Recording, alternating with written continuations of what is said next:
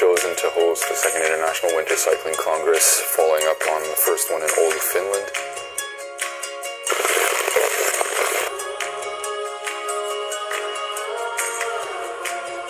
We had 200 overall attendees, including 71 speakers. I'm from Finland, Oulu. Seattle, Washington. I'm from ВЕЛОСИПЕД in Montreal. And I'm from Massachusetts. Edmonton. Twin Cities, Minneapolis, St. Paul. Chicago. Whitehorse, Yukon. Ohio City Bicycle Co-op. I'm from Altona. From Saskatoon, Saskatchewan. I'm from Bodø, Norway. You need all kinds of people to come together, whether they're engineers, whether they're artists, whether they're filmmakers, whether they're politicians, whether they're leaders in business. Ça permet de situer Montréal parmi d'autres villes qui se ressemblent. Et c'est souvent comme ça qu'on fait évoluer les choses. C'est en comparant qu'est-ce qui se fait dans des villes similaires.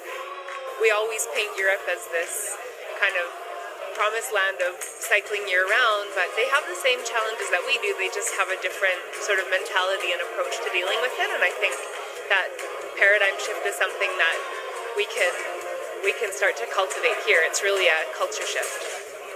We have a very strange approach to winter. I think those of us who live in winter cities, which is we never think about it, we never design for it, we complain about it mainly, and we worry about it at the last minute, having had no plans in place. What cycling brings to this is, like it brings to anything, it's a new perspective on how you see where you're from and how you see how you live your life. And it's brought a new perspective on winter in the sense of how can winter be something that's a positive thing for design? How can we make it so that people actually enjoy their experience? Well, I really liked that everybody had the attitude that we really shouldn't be talking about this as winter cycling, but as cycling.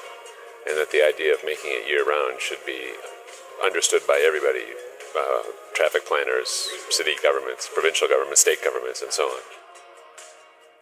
From a design perspective, there are a couple of things that were really simple but very strong messages that we learned from, especially from Finland and Sweden and Norway and others, was if you have a really well-designed bike facility, whether it's bike lane or cycle track in summer, it will still be good in winter. And so that you have thought about in terms of where is that snow storage going to be, how is it going to be plowed, what sort of equipment is it going to require. The most important thing right now is to get the infrastructure right, to have the separate cycle lanes, to really make cycling safety, even during the summertime, but also during the wintertime.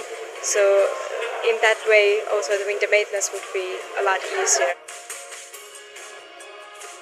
Bicycles, of all those other modes of transportation, seem like one of the trickier ones to accommodate because, oh, it's, slippery, is it going to be? But the reality is, first of all, that bicycles are really not so bad in winter conditions. They work quite well. You don't need any kind of special bike. You can use any kind of bike as long as you plow properly.